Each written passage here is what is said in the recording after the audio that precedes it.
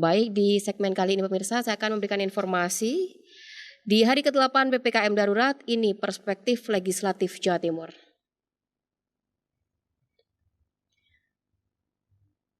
Memasuki hari ke-8 pemberlakuan pembatasan kegiatan masyarakat atau PPKM darurat di Jawa Bali, berbagai lini aspek kehidupan seluruhnya didisiplinkan. Mobilitas sosial telah dibatasi sesuai ketentuan yang berlaku.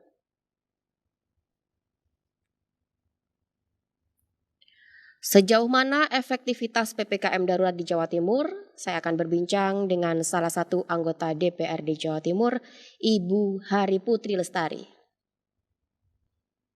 Ya pemirsa, saya akan mencoba menghubungi Ibu Hari Putri Lestari, anggota Komisi E DPRD Jawa Timur, untuk mengetahui seperti apa perspektif dari anggota legislatif Jawa Timur.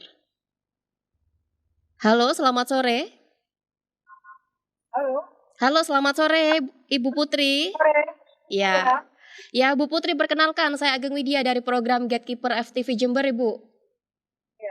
Ya, saat ini Gatekeeper tengah membahas di mana hari ke-8 pemberlakuan PPKM darurat di Jawa Bali, dan kita ingin tahu seperti apa, Bu, perspektif dari legislatif Jawa Timur sendiri seperti apa? Ya, kalau kami pantau, ya, sebentar, saya matikan dulu. Kalau saya pantau, itu pemerintah pusat maupun provinsi dengan kota kabupaten sudah berupaya, namun belum maksimal pelaksanaannya terkait dengan beberapa hal. Ya, apa saja Ibu? Ya, yang pertama kali itu adalah mengenai kesadaran dari masyarakat. Belum ada kesadaran masyarakat terhadap pentingnya melindungi diri sendiri maupun keluarga dan lingkungan. Masker itu ada yang sudah punya kesadaran, namun ada masker itu hanya menjalankan kewajiban. Betul. Jadi kalau di depannya petugas atau di kawasan yang bermasker dia pakai, tetapi kalau enggak diletakkan di dagunya atau tidak pakai masker. Ini pertama yang membuat lonjakannya cukup tinggi yang sulit untuk dikendalikan. Jadi kesadaran masyarakat, pemerintah sudah berusaha apapun, kalau masyarakat sendiri pun itu tidak punya kebutuhan melindungi diri, masker itu penting, ya seberapa keras terhadap pemerintah pusat, provinsi, kabupaten, ya tidak akan memadai untuk melayani masyarakat secara luas. Itu yang pertama. Yang kedua, provinsi sudah punya rumah sakit provinsi. Kami di Komisi E meninjau langsung pada saat awal sekitar Maret ya. Itu kami invest datangi rumah sakit provinsi. Dan provinsi pun sudah menambah rumah lapangan lah di Jayapura. Namun perkembangan pasca Lebaran lonjakan itu cukup tinggi.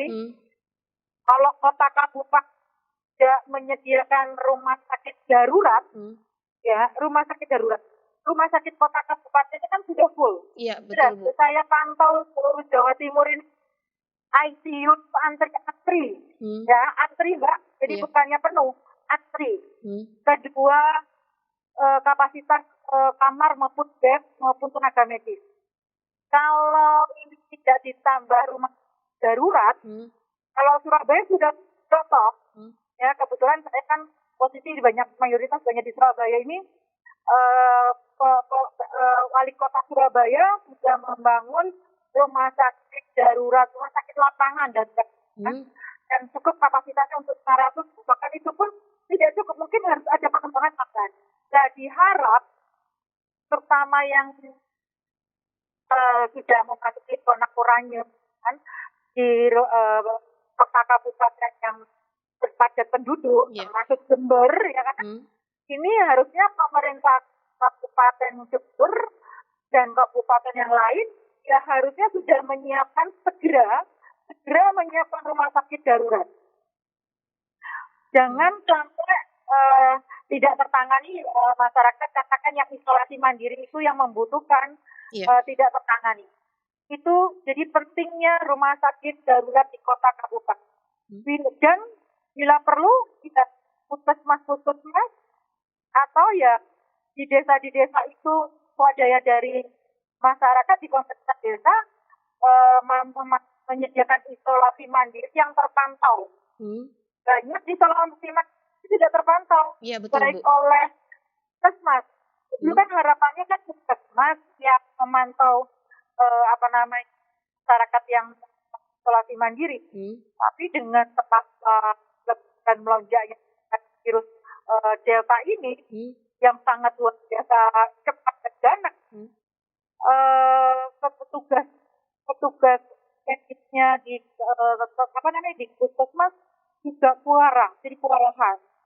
Nah, ini kalau di Surabaya saya masih sudah mengapresiasi pemerintah kota Surabaya sudah merekrut relawan-relawan untuk yang bisa membantu. Harapannya di kota-kota lain juga itu. Itu terkait dengan pelayanan. Kemudian terkait dengan tabung oksigen yang ada ya, kami ini setiap hari karena melihat sendiri maupun mendapat hambatan beberapa individu maupun rumah tabung kosong. Sebenarnya cek ke pabrik saya dalam ini ke Samator gas terbesar terkait dengan oksigen. Produksi sudah digenjot. Nah, ini dengan radio ini berharap juga masyarakat umum sudah benar ya. Produksi sudah digenjot, produksinya ada. Ditambah dapat. Namun tabungnya, persoalan ini tabungnya. Kalau rumah sakit itu kan pakai tangki yang besar tuh ya. Salurkan ke pakai selang-selang langsung ke tempat tidur, samping tempat tidur. Tapi ada juga aku pakai tabung. Nah, tabungnya ini rumah sakit ke beberapa perlu diperbaiki. Contoh pasien mengantar pesak tabung misalnya. Harusnya kan kembali 50 tabung yang sudah pernah dipakai supaya segera diisi lagi. Tapi pada waktu atau tutor ini mengantar ke sakit, misalnya 100 tabung, yang kembali ke 20 atau 30 sakit. Jadi rumah sakit ini juga memperhatikan kecepatan untuk segera kalau kosong disediakan supaya segera diisi oleh distributor maupun pabrik. Demikian pula yang sudah menggunakan di rumah-rumah. Setelah itu kan sudah ada yang beli, ada yang set up. Nah, maksud saya sudah tidak dipakai, dikembalikan ke distributor, bangkan kepada itu. Inilah kerjasama yang semua pihak untuk mengatasi tindakan atau dari masalah COVID. Itu yang kemudian saya ditambah plasma convalescent ya. Jadi banyak yang terutama yang orang-orang yang sakit kritis itu kan memerlukan donor darah. Ini yang akan cepat membantu mereka pulih.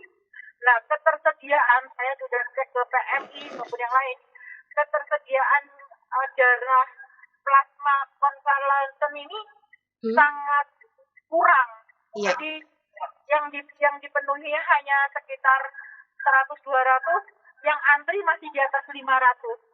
Harapannya yang sudah bersembuh, yang sudah sembuh ini dengan sukarela lah menyumbangkan plasma darahnya supaya bisa menolong yang lainnya yang sekarang sedang membutuhkan. Intinya yang ingin saya sampaikan, kerjasama gotong royong. Berikutnya saya juga harus memberi masukan kepada pemerintah. Begini, pemerintah pusat, kementerian sudah mengumumkan penambahan bantuan PKH dengan 10 kg beras. Kemudian juga ada bantuan lain. Tetapi dari yang membutuhkan ini kan kan bantuan 10 juta, 10 juta, tetapi jumlah masyarakat Indonesia kan yang terdampak lebih dari itu. Betul. Kemudian kota kabupaten ini harusnya refocusing anggaran, jadi penanganan untuk khususnya yang terdampak langsung.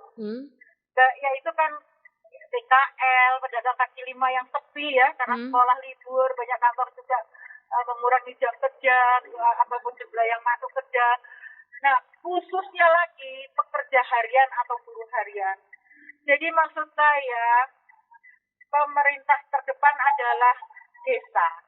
Desa ini atau lurah mendata mana yang sudah dapat bantuan dari pusat, jangan mendapat bantuan dari kota kabupaten. Demikian pula provinsi. Provinsi ini juga akan menyalurkan, kami juga akan mendesak gubernur untuk memberi bantuan yang belum mendapatkan bantuan dari pusat maupun kota kabupaten. Supaya tidak tumpang tindih. Data itu kami perlukan data dari kota kabupaten. Itu sudah sebenarnya sejak April tahun lalu kami sudah sampaikan ke kabupaten-kabupaten, termasuk Jember. Jember waktu itu saya bilang, kalau ada masyarakat Jember yang itu belum dapat bantuan, bisa mengajukan provinsi asal bupatinya mau mengajukan dan memberi data yang valid. Nah, untuk proses pengajuannya sendiri, Ibu? Kenapa? Untuk proses pengajuannya sendiri, warga harus melakukan seperti apa? Ya, gerbang pertama itu adalah balai desa, kepala desa maupun kelurahan. Sebenarnya cukup KTP, KK, menyampaikan surat permohonan atau isi form ke pengajuan. Kalau yang ke pusat kan sudah ada itu input data ya, ada itu. Nah, kepala desa ini kan harusnya paling tahu warganya. Kan bisa disurvei sehari 2 hari ini memang benar-benar membutuhkan. Banyak tumpang tindihnya, contoh di beberapa balai desa, di beberapa desa, tidak hanya di Jember ya, di Probolinggo, Pasuruan, kami ini keliling, itu ada bantuan yang tidak pada mestinya, contoh PNS atau TNI atau ya sudah pernah dapat bantuan lagi dari anggaran desa. Anggaran desa ini kan sudah diperbolehkan oleh Presiden untuk penanganan COVID. Tetapi tergantung kepala desanya sendiri dengan Musandes. Sebenarnya tidak usah ragu-ragu ketika itu mengeluarkan untuk kepentingan darurat selama bisa dipertanggungjawabkan. Nah, jadi desa ngajukannya ke dinas sosial, Mbak. Nah, dinas sosial ini kalau memang kurang, misalnya Jember, itu kan bisa mengajukan ke provinsi. Jadi sebenarnya kuncinya itu data.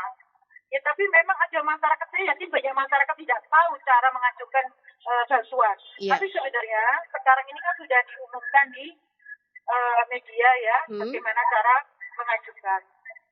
Nah, yang paling sangat memprihatinkan adalah, ini yang paling penting mendapat bantuan. Kami sudah mendesak oleh gubernur bahwa contoh yang sekarang ini positif COVID ya, positif COVID yang dirawat di rumah sakit maupun yang isolasi mandiri, yang itu adalah buruh atau pekerja harian.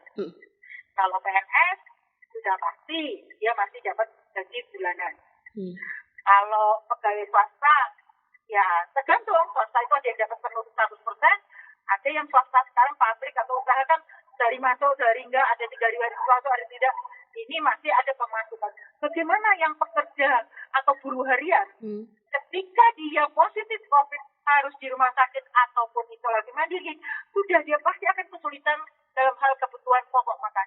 Betul, intinya Ibu. rakyat tidak boleh kelaparan. Nah, ini pentingnya desa atau lurah mendata, dan kalau memang pasien ataupun satu keluarga ini juga tidak, tetangganya atau RT RW-nya lah yang melaporkan kepada pemerintah bahwa ada warganya yang sangat membutuhkan darurat yaitu kebutuhan pangan. Yang utama ini kan jangan sampai sudah sakit masih mengalami kelaparan. Baik, dan memang untuk pandemi COVID-19 ini Bu Putri, ini adalah tahun kedua untuk Indonesia, Bu. Untuk tahun pertama, untuk di wilayah saya sendiri yang saya memang ketahui, beberapa warga Bu Putri memang sudah mendapatkan bantuan dan cukup rata.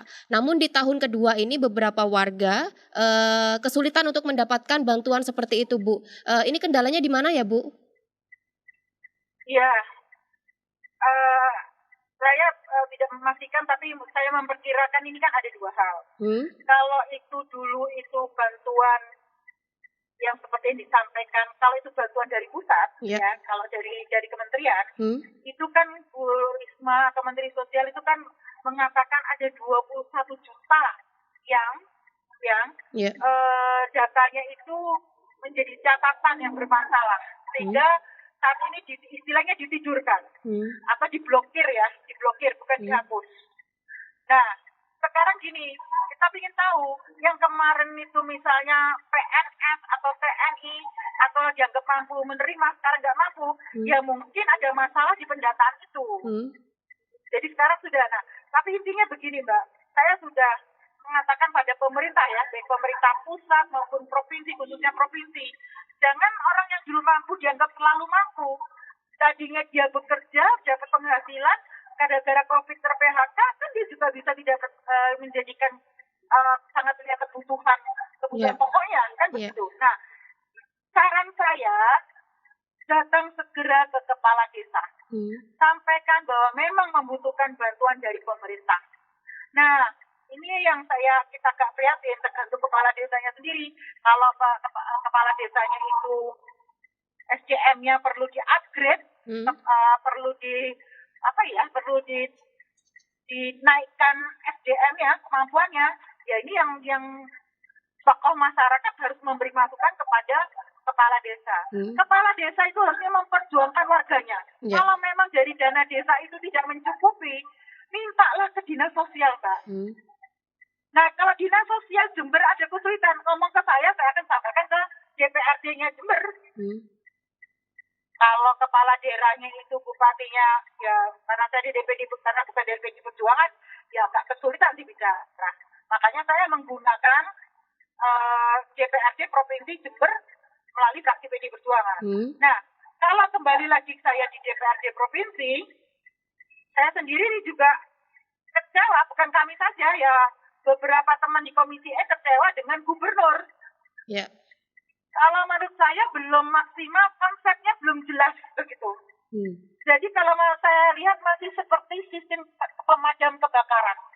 Ada persoalan baru ditangani. Tidak dipersiapkan secara matang komunikasinya atau plannya, desainnya yang kira-kira atau SOP-nya.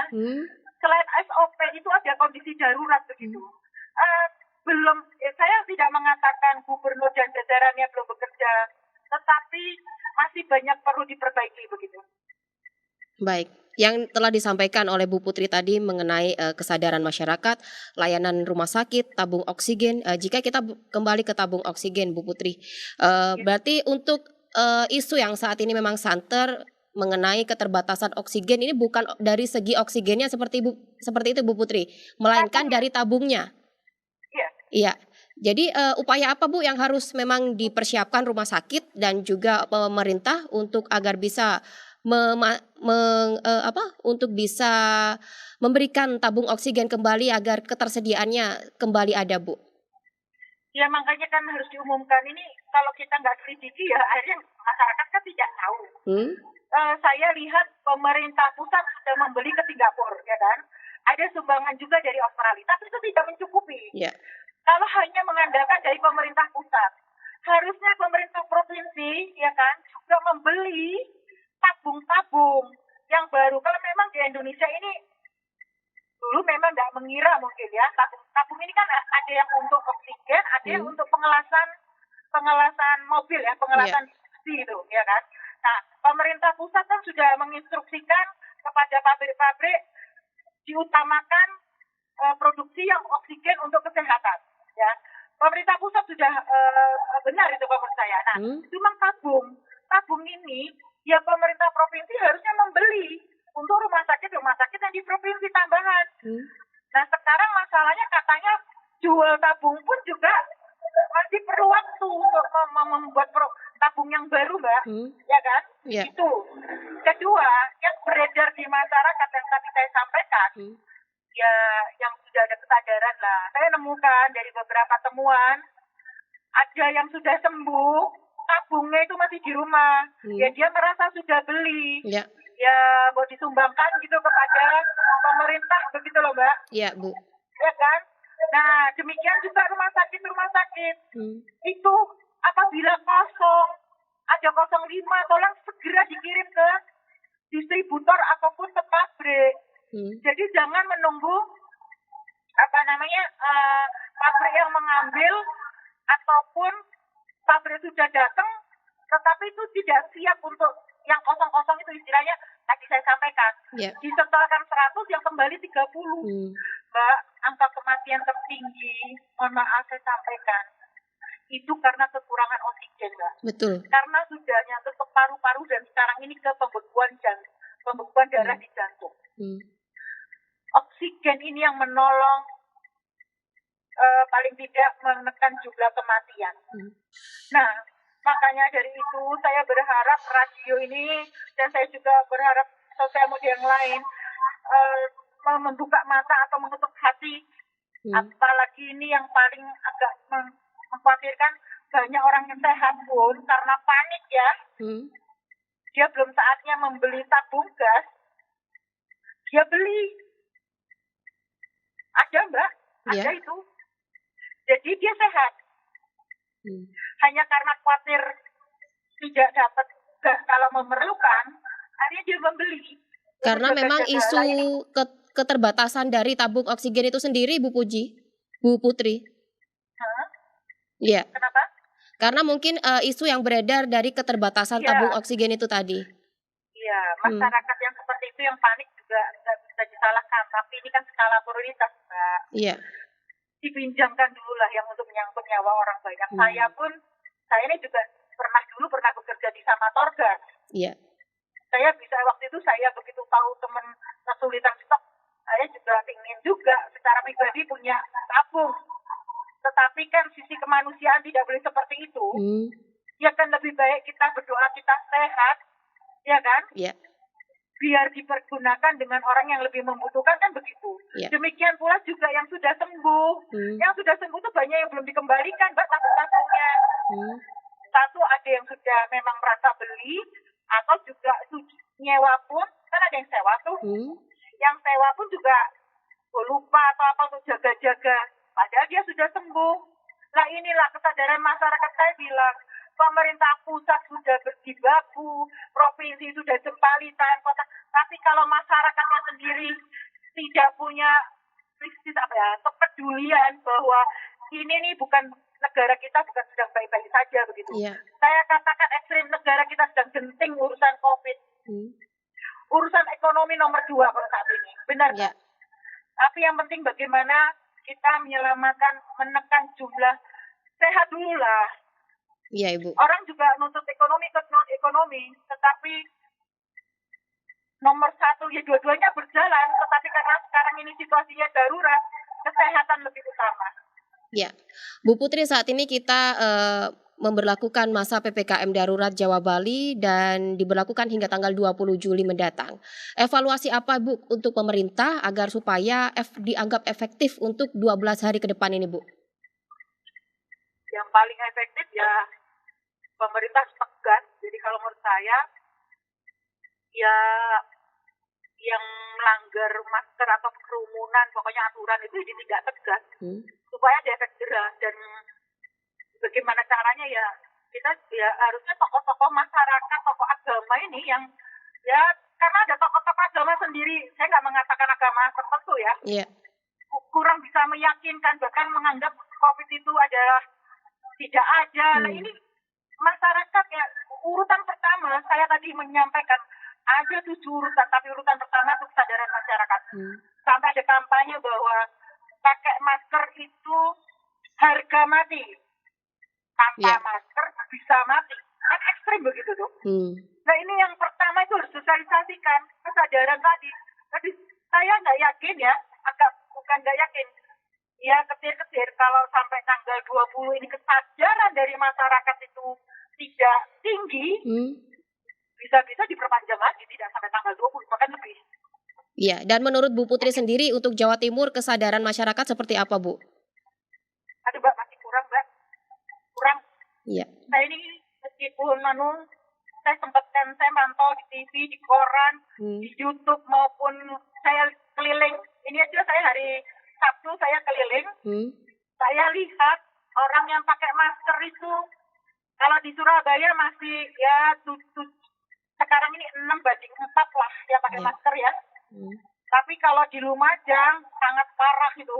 10 belum tentu 1 yang pakai masker. Nah, satu hal lagi. Kalau Surabaya ini tinggi karena memang padat penduduk. Mobilisasinya tinggi. Swabnya juga tinggi. Saya khawatir kota kabupaten di Jawa Timur yang kepala daerahnya itu tidak proaktif swab ke kerumunan ataupun pasar ataupun yang patut diwaspadai itu adalah, nah ini khawatirnya ya ketika benar-benar dilakukan swab, angka yang diumumkan oleh pemerintah secara resmi itu akan melonjak tinggi. Jadi yang ingin saya sampaikan, data yang diumumkan di pemerintah sebenarnya dengan faktanya saya yakin banyak yang belum mendaftar atau tidak terlacak. Contoh orang swab mandiri, cuma reaktif gitu kan sudah reaktif, dia takut, dia nggak melaporkan. Betul Ibu. Nah, yang penting adalah pemerintah dengan gencar, saya harap juga media dengan gencar, ini situasi genting kalau masyarakat itu menganggap masker itu sepele, itu keliru besar dan ini tidak akan menyelesaikan secara ekonomi ke depannya. Jadi masker itu wajib sekali. Ini yang harus ditingkatkan oleh pemerintah semua lini. Baik, jadi, Bu Putri. Memang pemberlakuan PPKM darurat ini ada pro kontra dari warga. Mereka yang pro, mereka ingin Indonesia kembali bebas dari pandemi COVID. Mereka yang kontra adalah mereka mempersalahkan dari segi pencarian ekonomi, Bu Putri. Untuk mengedukasi masyarakat yang kontra terhadap PPKM darurat ini seperti apa, Bu? Ya, sebenarnya kan TV, radio ini kan sudah gak kurang-kurang. Tapi ya saya ini juga pengamat, orang ini kan nonton TV itu kan hiburan. Selama ini kan masyarakat Indonesia ini kan jarang melihat yang berita yang sifatnya informasi. Ya senangnya kan yang hiburan-hiburan begitu. Jadi kan tidak tersampaikan. Nah, mestinya harus belajar dari India, ya kan? Harus belajar dari Malaysia. Malaysia sekarang lockdown itu kurang apa, ya kan? Nah,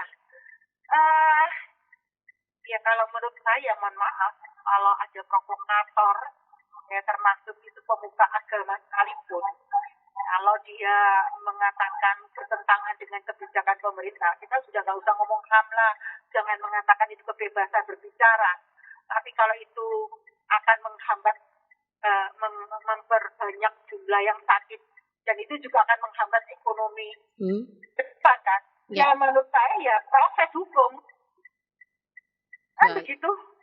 Jadi tadi saya katakan sebenarnya dulu waktu pandemi pertama, ya waktu awal-awal tahun pertama, itu kan pemerintah mengatakan antara ekonomi dengan kesehatan, ya katakan jaga jarak atau cuci ini kan sejalan ya, kesehatan juga jalan, ekonomi juga jalan. Tapi ternyata masyarakat ini tidak disiplin dan tidak punya kesadaran tinggi. Sehingga apalagi kemarin itu pada saat Lebaran yang dilarang pun banyak nyuri-nyuri kan. Dan bukan kebetulan, juga banyak ada TKI, saya nggak mengatakan semua TKI pembawa COVID ya, tidak loh ya. Tapi ada 1, 2, 3 yang lolos di imigrasi, terutama yang di perbatasan Malaysia ini. Nah, jadi begini kalau menurut saya katakan suruh milih antara ekonomi atau kesehatan. Ya yang penting kesehatan dulu. Betul. Ekonomi semua lah, saya rasa semua, bukan rakyat biasa saja kok yang kena dampak, Mbak. Saya rasa pengusaha pun sekarang banyak ya. Berapa ratus hotel itu yang tutup loh, Mbak. Pabrik itu juga ada yang tutup. Toko-toko saya lihat sendiri, mal-mal itu hampir 40% tutup. Jangankan gitu.